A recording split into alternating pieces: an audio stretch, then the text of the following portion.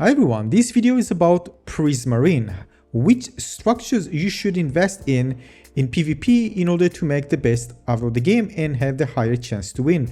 This also considers, of course, the meta, strategies, and other important information we're going to talk about in this video.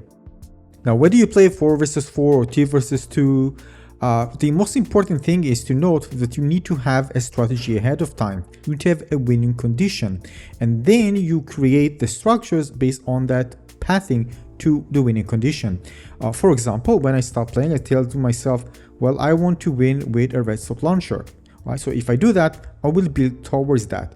And of course, this is also related to the meta, which the redstone launcher is very, very strong now. So I'll probably be focusing on getting redstone resources first. By that I mean also investing in a structure that allows me to gather redstone resources. This is just one example. We're going to talk about more in depth about everything else in a moment. So if you don't do that, you're going to fumble around doing different type of things, which basically is spreading your time and resources you're actually gathering without actually knowing how to use them well in order to win the game. Aside from that, there are other things that are important that will change your plans and basically maybe the type of structures they're going to build.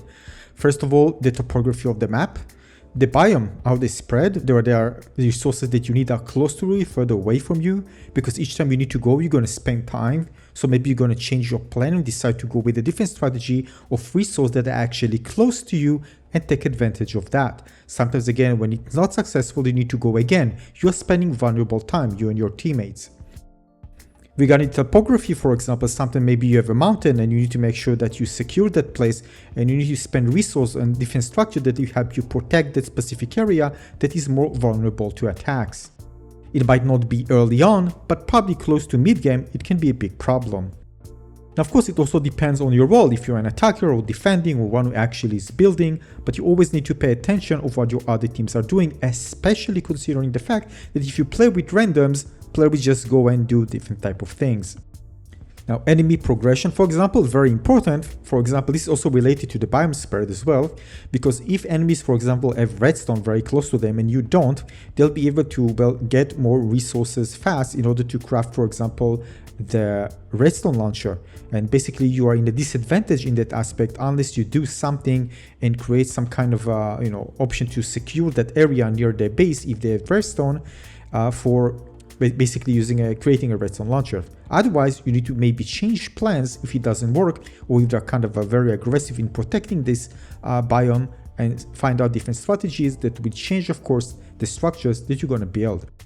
And of course, again, depends on your teammates. If you're playing with randoms, their action also dictate things. Sometimes they just decide to go with a certain strategy, and if you're going to spread it, you're going to spread everything thin if you go with several of them. And sometimes it's good to actually support your teammates. If you see that they're taking a different strategies, try to support them with the resources, with the structure they need.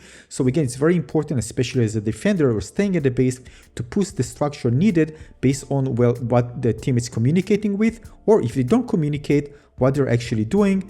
So just to try to supplement them with the right structures. For example, if you see them, they're very aggressive attacking with Cobblestone golems very early on, try to, of course, to increase the number of allies that can be in their flames of creation, also the amount that actually can follow them, so you can actually support that type of strategic play they are doing.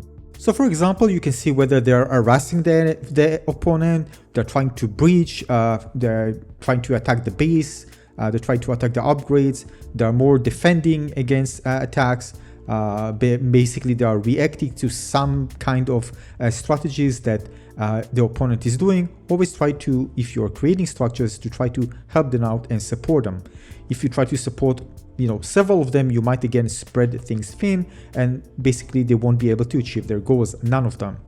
So why I'm telling you all that? Well, because again, things might change. Of course, I'm going to give you tips regarding the meta right now as of the time of making this video, but I want you to understand the global approach, how to make smart choices when it comes to building structures.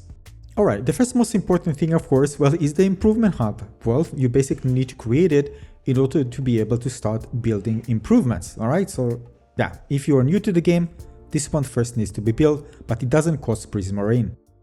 Now, in my opinion, the most important one you should focus on early game is the abandoned areas. Basically, again, it gives you areas to build and gather, and because you want to do things fast and building structures and defenses quickly, and for that you need resources, and also for your other upgrades you need resources. And if you are playing with several players, each one you're gonna get +1/+1 from each one. This gives you really boost of actually driving everything fast. And again, this is true for both defense and offense. Without resources, you're out of the game. You won't be able to do anything. So this is the most important thing to focus on at the beginning. Now, the second most important thing, in my opinion, is the Flames of Creation. The reason you want that, especially if you're playing with several players, because some of them will try to do different things, like for example, the attacker can harass the enemy's base, resource gathering, especially when you want to get Prismarin to make upgrades. You need to make sure that if your opponents are getting some allies, you need to make sure you have extra for both protecting the base, getting Prismarin from attacking piglin spaces, and of course harassing the enemies early on. And if you have just, less, this means that it's going to be very hard to do many of those things, and sometimes you want to harass the enemy base to prevent aggression, alright, early on. So if you're getting it early, you can get this +20, which allows you to do many of those things at the same time. Now, for that point on, it depends on the strategy, alright, because again, it depends on the strategy. This is the type of structures you're gonna invest in. Now, let's say that we're considering the current meta. So if your goal is to quickly and create Redstone launcher and really harass enemies with lots of those small attacks, and you have maybe Redstone close to your base like jungle and swamp, you can focus on that. And for that, you need the improvement Gather Redstone. If your plan is to brute force using Cobblestone golems, you might consider having Iron unlocked, because it gives you the option to unlock the Mossy golem spawner. And this, you make sure that your mobs will stay alive longer. This is good both for defense and offense. And when you unlock the iron improvement, you can actually build a masonry, which allows you to turn your gates and walls into stone. This also includes, of course, arrow towers, and basically make your base more durable. However, this is something that you don't do very early in the game, although you could. If you or your team, you see they are going more towards the harassment, they're trying to breach with golems, support them with the improvement banner. This goes hands in hand because it does two main things. First of all, you make sure that you have more room for rallying for both, for example, the Cobblestone golems and the Mossy. And also, it's very good when you're roaming around to maybe counter some players that are, moving around the map, so you won't die, so you can actually attack them as well.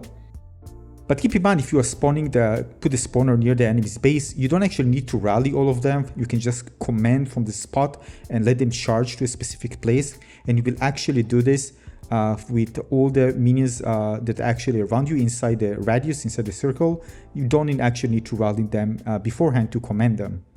So again, for brute force strategy, is not a must, but it can help.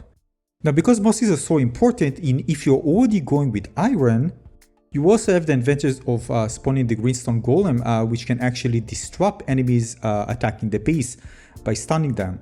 So this is really great for defending, because it actually applies for several enemies at the same time. And again, this is why I personally prefer iron early on. Unless I go with aggressive redstone launcher, I'm probably going to go with iron. Now, if you're going with the redstone, just so you know, the first of stone spawner also required redstone, but it's probably going to use more towards the mid game. And of course, you can use it for the redstone launcher. But again, keep in mind it will require this improvement build, the first, which requires 140 Prismarin. So again, it's just something that players might prefer to delay a bit, so it's not very early into the game. And this is why I actually prefer going with iron in general, unless I'm going to go with redstone launcher strategy. So if you're aggressive with the redstone, choose redstone. If you really want to go aggressive with cobblestone golems, go iron. And the cool thing is that if you're already going in iron and you're not aggressive with the redstone, you can actually build also the protector tower. which requires iron as well. Not a lot, so you can protect quite a few structures, especially, by the way, make sure to protect your upgrades. The reason I said that, again, because if you have something, I'm going to talk about this, how to, again, with the counter to the redstone launcher. If I was with the redstone launcher, I will target the upgrades first. Once you eat the upgrade, it's very, very hard to come back from it. And the base, if you're not finishing and the enemies know what to react in time, it's just going to heal over time. But upgrades, if you destroy them, it's very hard to do a comeback, especially, by the way, towards mid-game. Just so you know, if you're thinking about spawning the warrior for defense, it needs two different separate resources, aside from, of course, the lapis, which is iron and redstone. This will be kind of a bit problematic, but if you're able to fit it in, you'll be able to spawn it as well. But again, sometimes you go with just one strategy and it kind of falls in between, and yeah, so maybe you won't get to it too fast. Now, after that, I recommend getting the coal. The reason for that, because this allows you to create creeper spawners. With overall, again, everything is cheap to create, including the creepers. Hopefully, you have resources that you can actually farm nearby. But even then, you give creepers to redstone, you're just going to explode, target the creepers, and you're just going to destroy the redstone launcher very, very quickly. Otherwise, if you just go with your other type of minions, it's going to be problematic, and this is the best way to destroy redstone launchers. Big in creepers, if you see, by the way, there are walls, send one or two and then send the rest towards the launcher. Aside from them, coal allows you to unlock stun tower, which is, in my opinion, the best tower in the game. After that, or sometimes in between, I recommend again increasing the army and the numbers you can actually rally. This is very important, so again, if you have enough, make sure to always push those extra mobs that you can actually spawn. Now, you also want to insert, especially if you have enough, because it doesn't cost a lot, the improvement gathered diamond. This allows you to unlock the skeleton spawners. And don't forget to find room also at this point for LA storage as well, to increase the storage for carrying wood, stone, lapis, and prismarine. Now, it depends if this is your main strategy, but even if not, it's always great to have the first. You can build it after. It costs 140, so you find it kind of more towards mid-game. Something just use an end-game, but mid-game is a good time to actually build this one. And I personally recommend investing in the first of stone. Now, keep in mind, where you decide to invest more of the other resources to increase over the cap, which is important, depends on, again, your strategy. So, for example, if you go redstone launcher, you will need to put 2 of the redstone improvements. If you're going to go with first of stone, you also need 400, so it's going to be above the cap of 375 to be able to do that. So in between, make sure to add the extra just in case, depends on your needs. And that's it. If you have any question, let me know in the comment section below. We can discuss it there. Thanks for watching, everybody. Consider subscribing to my channel. Maybe give this one a little like. See you on the next video. Thanks for watching. Cheers.